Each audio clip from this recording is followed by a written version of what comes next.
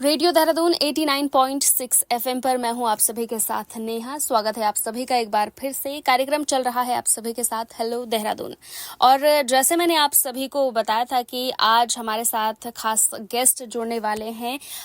हम जो है कि एक्सपर्ट से अक्सर बात करते रहते हैं, तो आज भी हमारी बहुत सी प्रॉब्लम्स ऐसी होती हैं जिनका सोल्यूशन हमें चाहिए होता है, लेकिन हमें मिल नहीं पाते एक्सपर्ट्स, है ना। लेकिन मैं कोशिश करती हूँ कि आप सभी के साथ एक्सपर्ट्स को कनेक्ट करूँ और ताकि आप सभी को आपके जो प्रॉब्लम्स है उनका सोल्यूशन मिल सके। और आज हमारे साथ, जैसे मैंने बताया था आपको, कि डॉक्टर पवन शर्मा जो कि एक मनोचिकित्सक हैं, वो जुड़ने वाले हैं। तो सबसे पहले तो उनका जो है स्वागत करते हैं और जानते हैं उनसे उनके बारे में भी और हमारी जो प्रॉब्लम्स है उनका सोल्यूशन। सर, सबसे पहले तो स्वागत है आपका रेडियो देहरादून में। जी बहुत बहुत धन्यवाद नेहा जी। सर, कैसे हैं आप?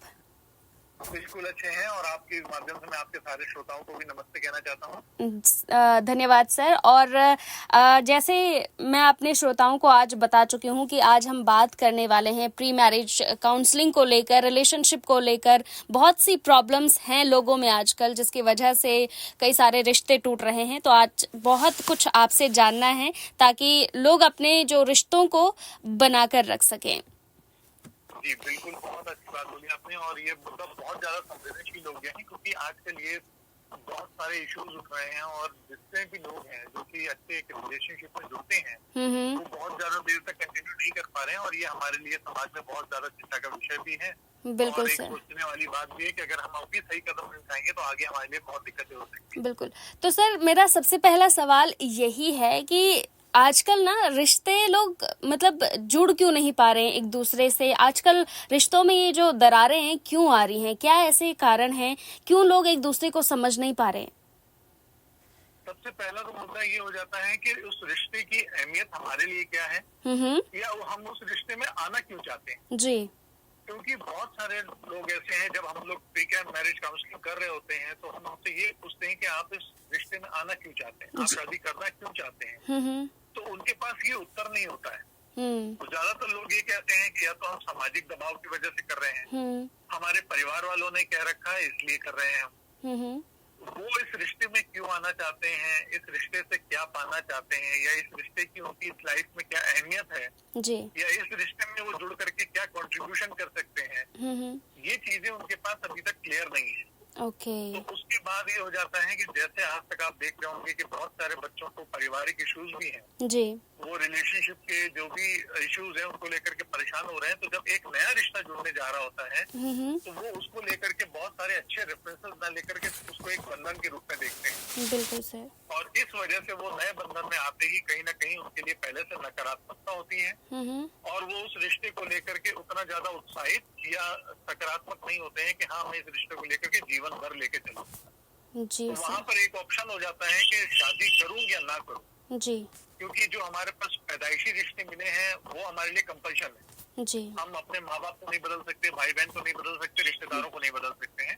लेकिन इस रिश्ते में आने के लिए उनके पास एक चुनाव होता है कि जाऊं या ना जाऊं। बिल्कुल। और जाऊं तो अपनी मनपसंद का जाऊं, मैं अपनी मनपसंद का रिश्ता चुनूं। इन सारी चीजों के उहापोह के चक्कर में ये हमारी युवा पीढ़ी थोड़ा सा कंफ्यूज हो जाती है, परेशान हो जाती है। और उसके बाद जब हमारे परिवारजन या हमारे माता पिता या हमारे सामाजिक लोग जब दबाव डालते हैं जी। तो कहीं ना कहीं उस रिश्ते में हम जुड़ जाते हैं और वो रिश्ता फिर हमारे लिए बहुत लंबे समय तक नहीं चल पाता। बिल्कुल सर। और यहाँ पर सबसे बड़ी जो प्रॉब्लम होती है, मुझे ऐसा लग रहा है कि जो हमारे पेरेंट्स होते हैं वो हमें समझ नहीं पाते हैं। तो कैसे हम उनको कन्विंस करें? ऐसा क्या करना चाहिए कि ताकि वो समझे हमारी फीलिंग्स को, कि हम किसी के साथ जो है कि फोर्सफुली नहीं रह सकते, या फिर एक जो चलन चल रहा है कि हाँ चलो एज हो गई है शादी कर लो। तो क्या एज के अकॉर्डिंग शादी करना सही है, या फिर एक बेटर जो लाइफ पार्टनर है वो हमें मिले तब शादी करना ज्यादा जरूरी है? बिल्कुल, हम लोग ये कहते हैं कि मैच्योरिटी कभी एज के मुताबिक नहीं आती है, मैच्योरिटी अपनी समझ के हिसाब से आती है। तो रिश्ते को लेकर जो हमारी संवेदनशीलता है वो उम्र के मुताबिक नहीं होती है। उम्र के मुताबिक हमें सिर्फ दूसरे को आकर्षण हो सकता है। जी। हो सकता है हम विपरीत सेक्स के प्रति ज्यादा आकर्षित हो जाएं। जी। लेकिन क्या हम रिश्ते को जोड़ना चाहते हैं, जुड़ाना चाहते हैं या समझना चाहते हैं, ये हमारी मैच्योरिटी के ऊपर है कि हम कितने मैच्योर हो चुके हैं या हम उस रिश्ते की अहमियत को कितना जानते हैं। बिल्कुल। और जहाँ तक बात समझने की है, या पेरेंट्स अपने बच्चों को नहीं समझ पा रहे हैं और बच्चों की तरफ से तो ये कहना बहुत मुश्किल होता है कि बच्चे अपनी भाषा अपने तरीकों से माँ बाप को समझा सकें जी। क्योंकि बहुत सारी बात ऐसी है कि जब पेरेंट्स बच्चों को पाल रहे होते हैं तो हमेशा एक अपना डोमिनेशन दिखाते हैं कि हम तुम्हारे लिए भरा बुरा ज्यादा अच्छे से समझते हैं बजाय तुम्हारे जी। जबकि उनको ये जानना चाहिए कि इस समय हमारे बच्चे क्या इस रिश्ते में आना चाहते हैं, इस रिश्ते को लेकर के उनकी सोच क्या है, उनकी समझ क्या है। वो सिर्फ एक रोमांच, एडवेंचर या कुछ नया करने के लिए, जैसे फैशन की बात है ना कि आजकल शादियां जो हो रही हैं वो एक फैशन के तरीके से हो रही है जी। एक प्री मैरिज फोटोशूट होगा, एडवेंचर पे जाएंगे, घूमने जाएंगे, हनीमून बनेगा और फिर हमारे पास अथॉरिटीज हो जाएंगी, लग्जरीज हो जाएंगी जी। लोग इन चीजों को, कॉस्मेटिक चीजों को देख करके ज्यादातर रिश्तों में आ रहे हैं, शादियां करना चाह रहे हैं, लेकिन वो एक रिश्ता नहीं जोड़ना चाहते। बिल्कुल। तो बेहतर ये है कि हम पहले अपने बच्चों तक और परिवार वाले अपने बच्चों को ये बात बता सके, समझा सके कि रिश्ता क्या होता है और रिश्ते के बाद में हमें बहुत सारी चीजों पर बलिदान देना पड़ता है या कह लीजिए कॉम्प्रोमाइज करना पड़ता है। बिल्कुल सर। हमें छोड़ना पड़ेगा बहुत सारी इच्छाओं को और ढालना पड़ेगा बहुत सारी अथॉरिटीज को, पावर को। बिल्कुल। तो हमें उसके लिए उनको कैपेबल भी बनाना होता है। तो इसलिए बेहतर है कि माँ बाप भी अगर बच्चों को देखें कि जब वो शादी की उम्र में आ गए हैं तो बजाय किसी सामाजिक दबाव को लेकर के वो अपने बच्चे से खुल के बात करें और पूछें कि शादी को लेकर के तुम्हारा सोच क्या है, तुम्हारी विचारधारा क्या है, तुम इस रिश्ते को कितनी अहमियत देते हो और ये तुम्हारे जीवन में कितना जरूरी है। और अगर बच्चा इस बात में नहीं समझ पाता है तो उसको इस रिश्ते के बारे में समझाएं, बताएं, क्योंकि उनके पास बहुत ज्यादा अनुभव है।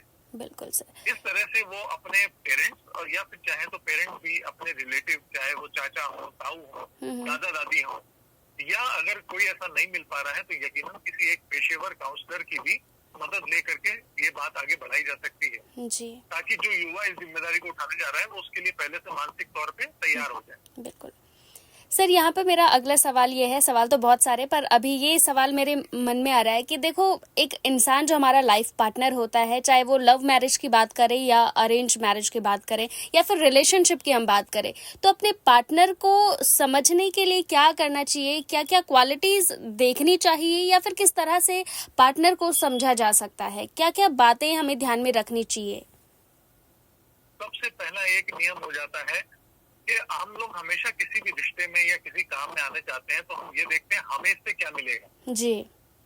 पर्सनल बेनिफिट देखना चाहते हैं, बल्कि उसमें ये नहीं देखना चाहते हैं कि इसमें हम अपना क्या कंट्रीब्यूशन कर सकते हैं या हम इस चीज को कैसे बेहतर बना सकते हैं। बिल्कुल। तो जब भी हम कोई भी रिश्ते में जाना चाह रहे हैं तो सबसे पहले हमें ये देखना होता है कि क्या मेरी काबिलियत इतनी है कि हम इस रिश्ते में कुछ कंट्रीब्यूशन कर सकते हैं। सिर्फ पाना ही पाना देख करके चलेंगे तो यकीनन हमारे लिए वो सेल्फिशनेस का एक्ट होगा। वो हम सिर्फ पाने के लिए ही करेंगे और हम ये नहीं देखेंगे कि सामने वाले को भी हमसे कुछ चीजों की जरूरत होती है। बिल्कुल। क्योंकि मैरिज का रिलेशनशिप, शादी का रिलेशनशिप एक ऐसा है जो किसी एक व्यक्ति से नहीं चलता है, दो व्यक्तियों से चलता है। तो उसमें दोनों की ही विचारधारा, दोनों के ही फायदे, दोनों के नुकसान, दोनों की सोच, उन सबका एक जैसा होना बहुत जरूरी है। बिल्कुल। इस रिश्ते को लेकर के उनकी विश्वसनीयता और उस रिश्ते पर उनका भरोसा और विश्वास। बिल्कुल। यकीनन हमारे आसपास सोशल मीडिया में और समाचार में कहीं ना कहीं अलग तरह से कुछ न कुछ निर्देशों को लेकर के डराने वाली चीजें हमारे सामने आती है, लेकिन ऐसा नहीं है कि हर कोई भी ऐसा है। अगर आज की आप स्टैटिस्टिक्स में देखेंगे तो किसी भी शादी में जाना होता है तो ये रिसर्च है कि 56% उसकी उम्मीद है कि वो शादी टूट सकती है। और ये 56% बहुत बड़ा आंकड़ा है, यानी आधे से ज्यादा जी। और हर एक शादी खत्म जरूर होती है, या तो वो मौत के साथ खत्म होती है या फिर वो तलाक पे खत्म होती है। बिल्कुल। लेकिन आज हमारे पास ये विडंबना हो गई है कि हमारी शादियां ज्यादातर तलाक पे खत्म हो रही हैं, डिवोर्स पे खत्म हो रही हैं। और उसका फैक्ट ये भी है कि जो लोग डिवोर्स लेते हैं उसमें से 83% ऐसे हैं जो कि अगले 5 साल में दोबारा शादी फिर से करेंगे। ओके। तो कहीं ना कहीं पहली शादी उनके लिए वो गलती हो जाती है जिससे वो सबक लेते हैं, और दूसरी शादी में जब वो अपने पार्टनर की उम्मीद करते हैं या उनके क्राइटेरिया होते हैं अपनी लाइफ में जुड़ने के लिए, तो वो पहले से बिल्कुल अलग होते हैं।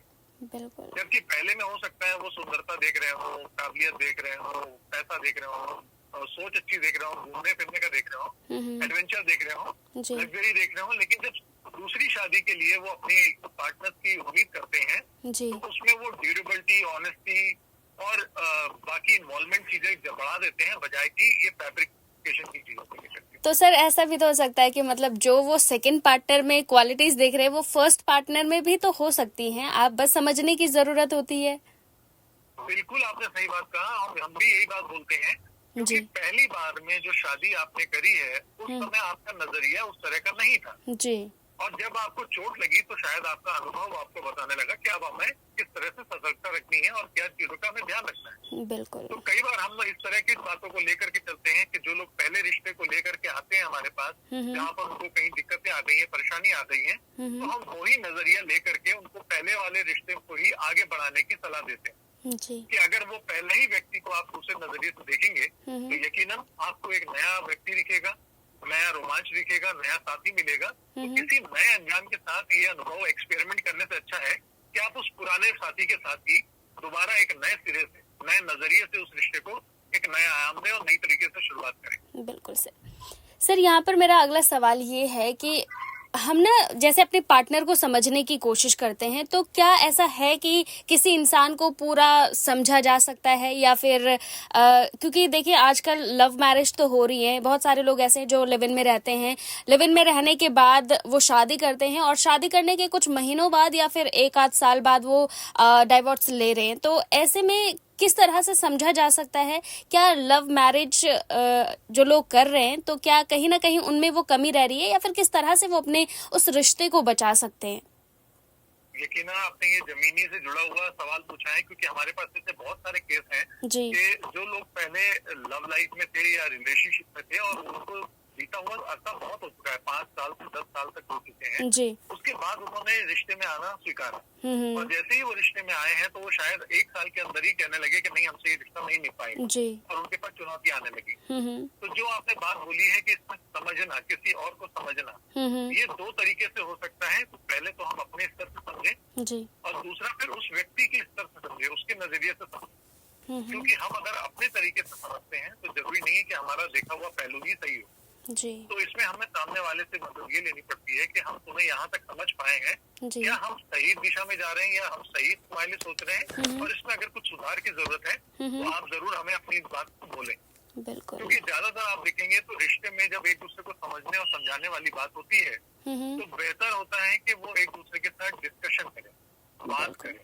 लेकिन ये कहीं ना कहीं आरोप और प्रत्यारोप में बदल जाता है कि तुम अब तक मुझे समझ ही नहीं पाए, तुम मुझे इतना ध्यान ही नहीं देते हो, तुम मेरी इतनी वैल्यू नहीं करते हो, तो वो शिकायत में आ जाता है। और जब शिकायत में आ जाता है तो हम कभी भी किसी सलाह को मानने से ज्यादा अपने आप को बचाने की तरफ चल जाते हैं। हम अपना बचाव करते हैं और अपनी चीजों को सही ठहराते हैं बजाय सामने वाले की बातों को सुनने के। बिल्कुल सर। तो बेहतर ये होगा कि जब कभी रिश्ते में बात हो तो वो एक परस्पर डिस्कशन हो, हेल्दी डिस्कशन हो, और ये इनपुट के लिए हो कि इसमें हम अपने रिलेशन कैसे बेहतर बना सकते हैं। बिल्कुल। क्योंकि कई बार ये होता है कि एक व्यक्ति नाराज होता है जी, तो दूसरा व्यक्ति को पता नहीं है ये मानता कैसे। वो मनाने के लिए कई बार उस पे बातें करता है, उसको कई कई तरह की चीजें रिझाने की कोशिश करता है, जबकि पहला व्यक्ति ये कहना चाहता है कि एटलीस्ट मुझे 2-2.5 घंटे के लिए शांत छोड़ दो, मैं एकांत में रहूंगा तो मैं वापस थोड़ा सा नॉर्मल हो जाऊँ। तो ये जानना भी जरूरी है कि सामने वाला अगर गुस्सा होता है या नाराज होता है या कभी किसी चीज पे कुछ प्रतिक्रिया कर देता है तो उस वक्त उसकी डिमांड क्या होती है। बिल्कुल। तो अगर ये संवाद बड़ा अच्छा सा होगा आपस में तो यकीनन हम एक दूसरे को समझ पाएंगे और अपनी बात को एज अ फीडबैक दे सकते हैं, ना कि एक जस्टिफाई के। बिल्कुल। बट सर यहाँ पर जी एक मतलब मैं अगर अपना पर्सनल एक्सपीरियंस आपके साथ शेयर करूँ या फिर किसी भी लड़की का, एक नॉर्मली क्या होता है कि जब कोई रिलेशनशिप में होता है तो बीच में अगर कुछ होता है, मन मुटाव होता है, लड़ाई होती है, तो ऐसे में कई बार ऐसा होता है, ज्यादातर मेल्स में तो ये देखा जाता है कि उनको बस स्पेस चाहिए, चुप रहना है, कुछ टाइम उनको चाहिए। बट वहीं अगर फीमेल की हम बात करें तो फीमेल चाहती है कि उनसे बात की जाए, कम्युनिकेशन हो। तो ये कम्युनिकेशन किस तरह से काम करता है किसी रिलेशनशिप में? ये जेनेटिकली बहुत अंतर होता है दोनों के हिसाब से, क्योंकि दोनों की मनोस्थिति अलग होती है। जी। तो इस समय ये होता है कि दोनों पार्टनर जब भी एक दूसरे के साथ होते हैं वो इन मुद्दों पे, इन बातों पे पहले से बात करके जरूर रखें। जी। जब एक दूसरे से बात करके वो अच्छे माहौल में करेंगे तो बुरे माहौल में वो उनको पता चल जाएगा कि हमें रिएक्शन कैसे करना है। जी। तो अब जब हमें ही नहीं पता होता है कि हमें रिएक्शन कैसे करना है तो हम अपनी तरफ से कुछ गलत हरकतें कर बैठते हैं जो सामने वाले का गुस्सा और ज्यादा भड़का देता है। बिल्कुल। और कहीं ना कहीं ये दिक्कत आती है सिर्फ एक 3 अक्षरों के इंग्लिश वर्ड में जो नाम आता है ईगो। ईगो। कि आखिर पहले सॉरी कौन कहेगा, बिल्कुल, या पहले कौन नीचे थोड़ा झुकना चाहेगा। देखिए, हमारा सिंपल सा कहना होता है कि अगर आपको अपनी ईगो हार करके रिलेशन बचाना पड़े तो आप ज्यादा जीत गए। ओके। और अगर मैं फिल्मी भाषा में कहूँ तो हार के जीतने वाले को ही बाजीगर कहते हैं। बिल्कुल। तो यकीनन इस रिश्ते में अगर आपकी ईगो हारती है और आपने रिश्ता बचा लिया है तो आप ही जीते हैं। बिल्कुल। तो इस रिश्ते में आपको कहीं ना कहीं ईगो को नीचे रखना होता है, क्योंकि अब आप किसी प्रतिद्वंदी से बात नहीं कर रहे हैं, आप अपने ही एक बेटर हाफ से बात कर रहे हैं जो आपसे जुड़ा हुआ है। बिल्कुल। और शादी एक ऐसी चीज है जिसको हम लोग हमेशा कहते हैं बेटर हाफ, यानी अर्धांगिनी या हमारा जीवन साथी जी। तो जब ये सारी बातें हम बोलते हैं, लाइफ पार्टनर जैसे शब्द बोलते हैं, तो उस पार्टनर के साथ तालमेल अच्छा होना चाहिए। बिल्कुल। और आज ये तालमेल की ही कमी है, क्योंकि हर किसी के पास डोमिनेशन ज्यादा हो रहा है जी। हर कोई एक दूसरे का मालिक बनना चाहता है, और वो मालिक बनना आज की तारीख में संभव नहीं है, क्योंकि आज हमारे पास सूचनाएं इतनी ज्यादा है, सभ्यताएं इतनी ज्यादा है, साधन इतने ज्यादा है कि हर कोई सशक्त है, अपने एरिया में सब कुछ है।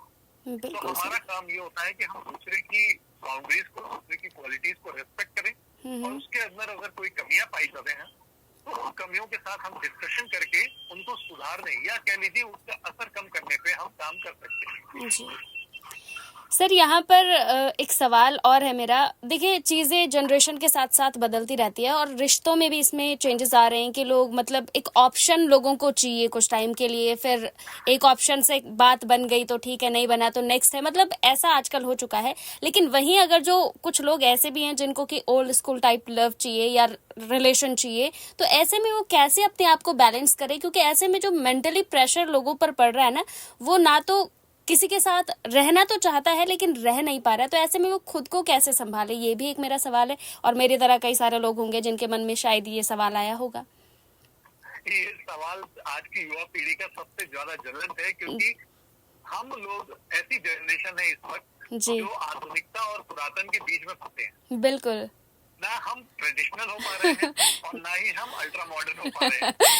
जी। दोनों के बीच तालमेल में हम पिसे हुए हैं। बिल्कुल। हम चाहते हैं कि हमारे जीवन साथी में वैल्यूज हो, वो वैल्यूज वो हो जो एंशिएंट चली आ रही है पुरातन काल से जी।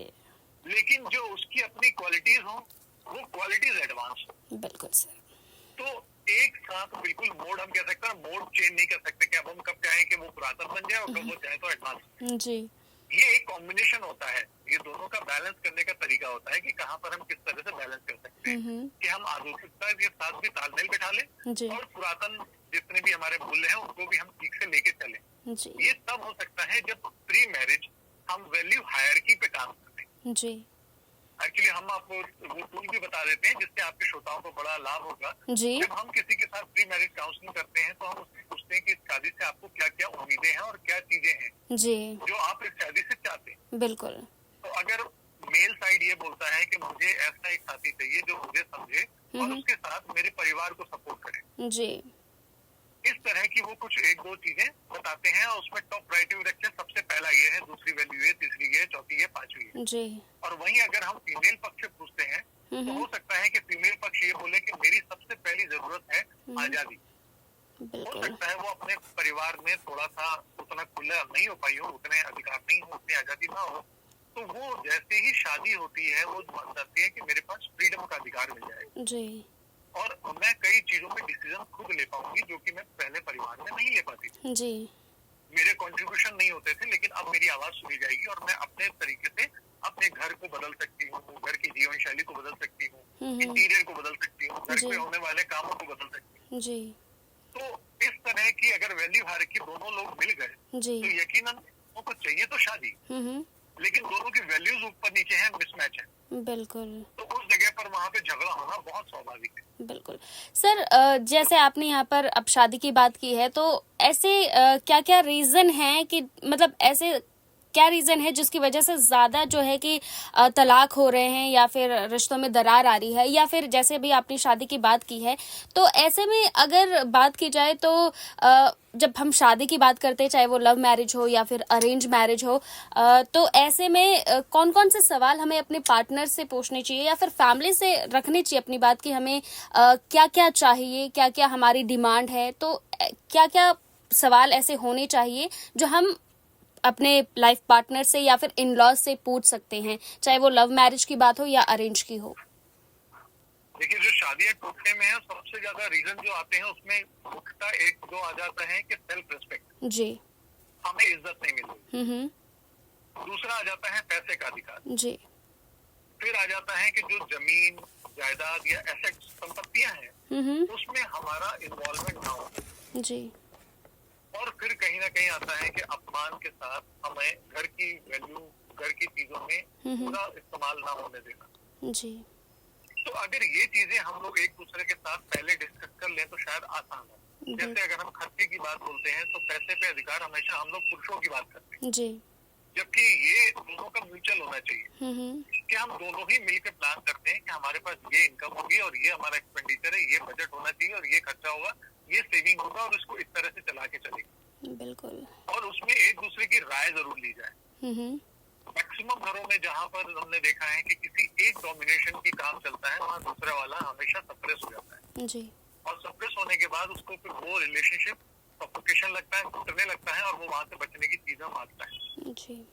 और बहुत खुली बात है कि जो आजकल आप देख रहे होंगे न्यूज में, मीडिया में, कहीं पे भी आ रहा है एक्स्ट्रा मैरिटल अफेयर, चीटिंग, ये मुद्दे ऐसे हो रहे हैं जिसकी वजह से वो ये नहीं समझ पा रहे हैं कि हम अपने जीवन से अभी क्या नुकसान कर रहे हैं। बिल्कुल। और अगर किसी के पास ऐसी चीजें हैं तो यकीनन वो शादी से पहले एक दूसरे से बात करके पूछ सकते हैं कि क्या आप किसी पुराने रिलेशनशिप में अभी हैं और आपका रुझान है अभी, तो कृपया आप आगे चलें। और आपके माध्यम से मैं उन पेरेंट्स से भी कहना चाहूंगा कि बेहतर होगा अगर आपके बच्चे पहले किसी रिलेशनशिप में हैं तो सीधे उनके विरोध में जाने के बजाय उस रिलेशनशिप को आंचिए, जांचिए, समझिए और फिर उसको बेहतर बनाने के लिए आप कुछ मदद कर सकते हैं तो जरूर करें। क्योंकि कहीं ना कहीं अगर आप अपनी मर्जी से शादी कराएंगे तो वो बहुत समय तक जल्दी नहीं टिक पाएगी और कहीं ना कहीं दुर्घटना बहुत बुरी हो जाती है जिससे जीवन एक नहीं कई बर्बाद होते हैं। बिल्कुल। तो बेहतर होगा कि किसी के जीवन ना जाते हुए हम उसको पहले से सुधार दें। बिल्कुल। तो सर, कुछ ऐसी चीजें होती हैं जो आपस में परिवार वाले बात करते हैं और यही चीजें जो भावी युवा दंपत्ति हैं जो होने वाले हैं उनको भी बात करनी चाहिए कि हमारे लिए करियर जरूरी है, हमारे लिए परिवार जरूरी है, रिलेशनशिप जरूरी है या बच्चे जरूरी है। बिल्कुल। क्योंकि उन बच्चों को लेकर के भी कई बार झगड़ा हुआ है और ऐसा हुआ है कि जो कहता है अभी मुझे बच्चे नहीं चाहिए, दूसरा कहता है मुझे अभी चाहिए। जी। तो ऐसे में भी तलाक की नौबत आ जाती है। बिल्कुल। और सर, यहाँ पर एक और सवाल मेरा है कि शादी को लेकर या फिर किसी भी रिलेशन को लेकर आजकल सोशल मीडिया पर अपने रिलेशन को कहीं ना कहीं पब्लिकली कर दिया जाता है या फिर कुछ चीजें ऐसी हैं जो हमें सोशल मीडिया पर दिखती हैं और हम जो है उम्मीद करते हैं कि हमारे साथ भी कुछ ऐसा ही हो हमारे रिलेशनशिप में। तो ये जो सोशल मीडिया का भी एक क्रेज है तो ये किस तरह से असर डाल रहा है हमारे रिश्तों पर? बहुत अच्छा मुद्दा उठाया है आपने और मैं इस पे जब भी बात करता हूँ तो हमेशा ये बोलता हूँ कि जब भी आप सोशल मीडिया पे किसी की रील देखते हैं जी या किसी का वीडियो देखते हैं और किसी के बारे में देखते हैं कि वो बड़े अच्छे मोमेंट एक साथ बिता रहे हैं, सिर्फ ये बताइए कि जब वो अच्छे मोमेंट बिता रहे होते हैं तो उस वक्त ये कैमरा कहाँ से आता है? बिल्कुल। यानी अगर कैमरा है तो ये नेचुरल नहीं है, ये फैब्रिकेटेड। बिल्कुल। ये आपको दिखाने के लिए करा गया है, ये असल जीवन नहीं है। जी।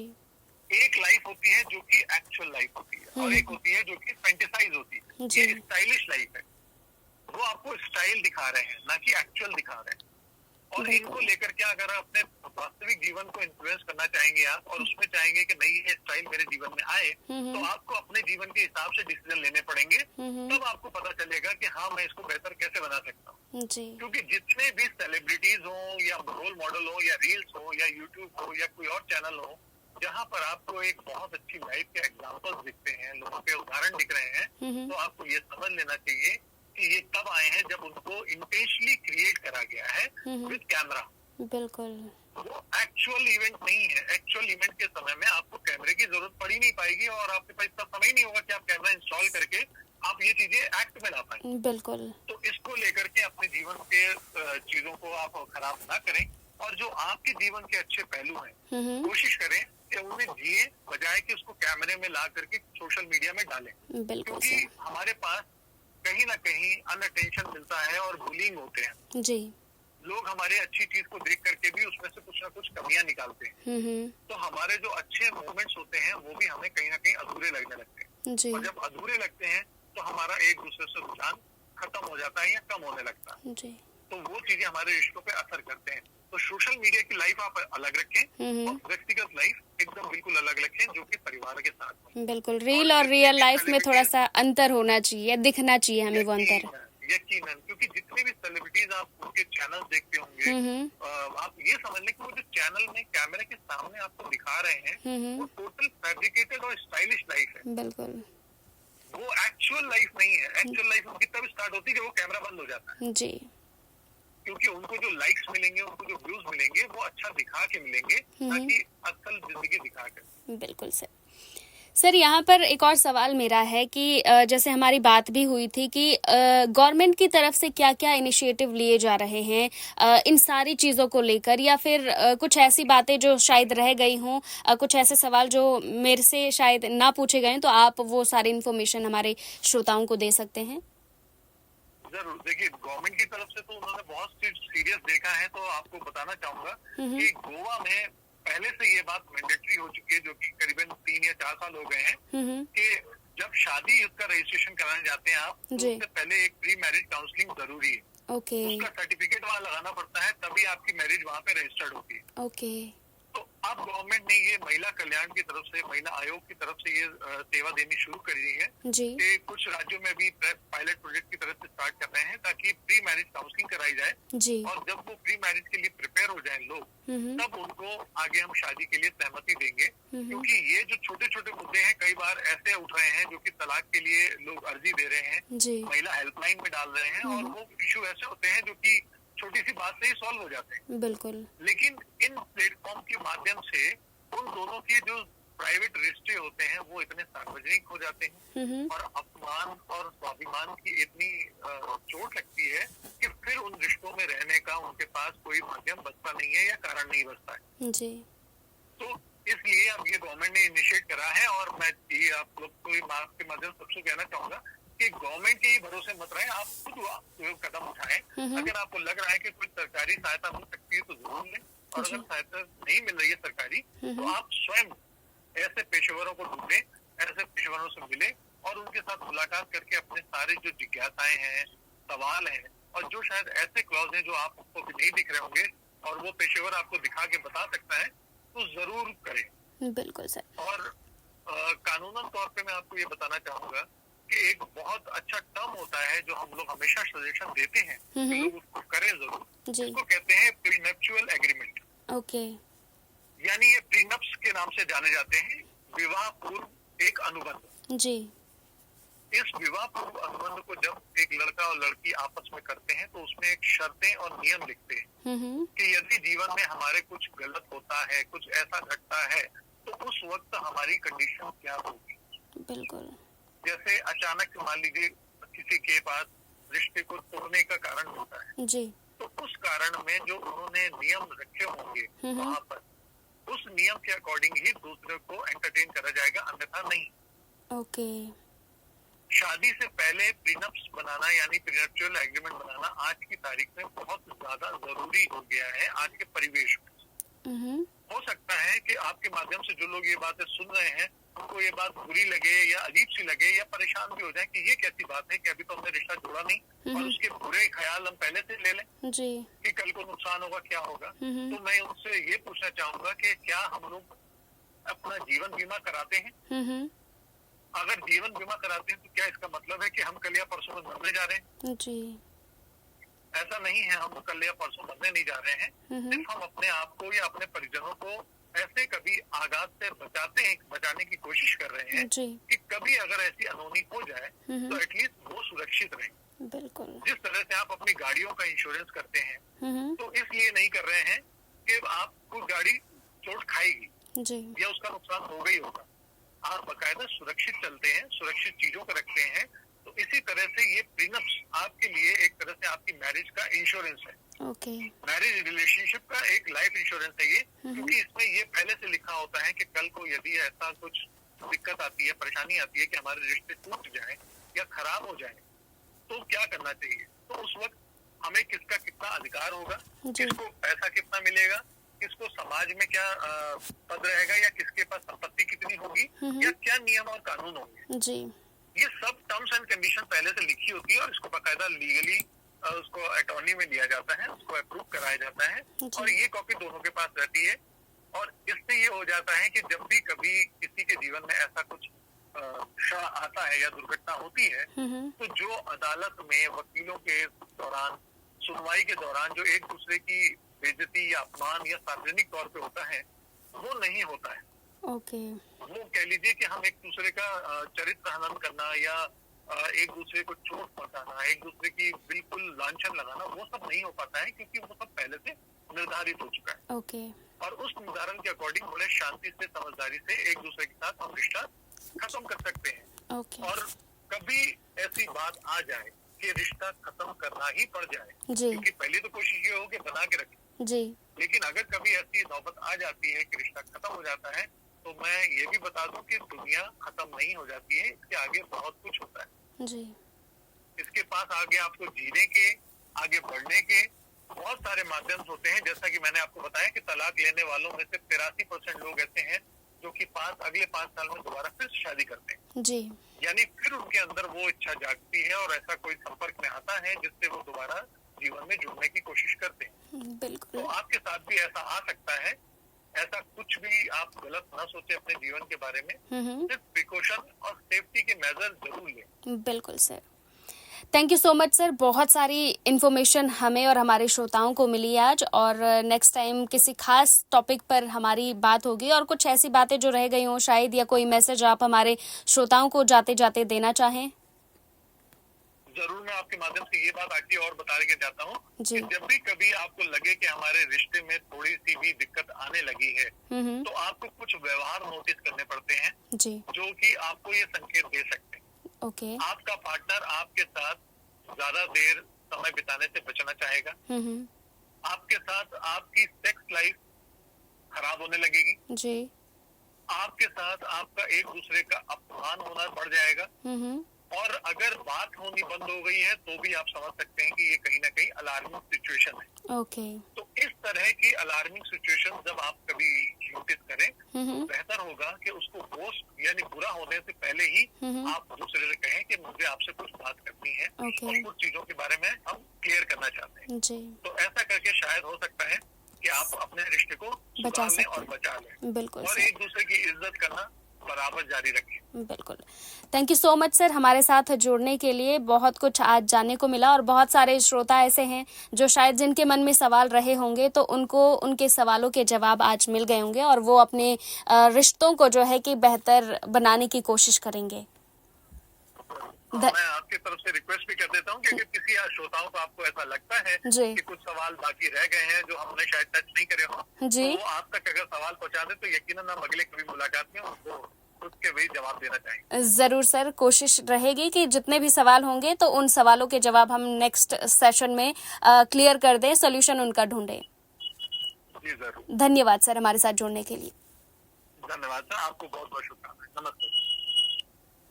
तो ये थे हमारे साथ जुड़े हुए डॉक्टर पवन शर्मा, जिन्होंने की बहुत अच्छी जानकारी आज हमारे साथ रखी। तो आई होप कि बहुत सारी जो प्रॉब्लम्स थे उन प्रॉब्लम्स का सलूशन आपको मिला होगा, बहुत सारे जवाब आपको मिले होंगे और ये काफ़ी हेल्पफुल आपके लिए होने वाले हैं। चलिए फिलहाल आप सभी से इजाज़त लेती हूँ और थोड़ी सी देर में फिर वापस आऊँगी कुछ खास बातों को लेकर। आप कहीं मत जाइए, यूं ही बने रहिए रेडियो देहरादून के साथ में। और अभी के लिए यहाँ पर कुछ गीतों को प्ले करके जा रही हूँ आपके लिए, तो आप यूं ही बने रहिए रेडियो देहरादून 89.6 FM। झूम मेरे मन झूम। कहाँ गए गाने?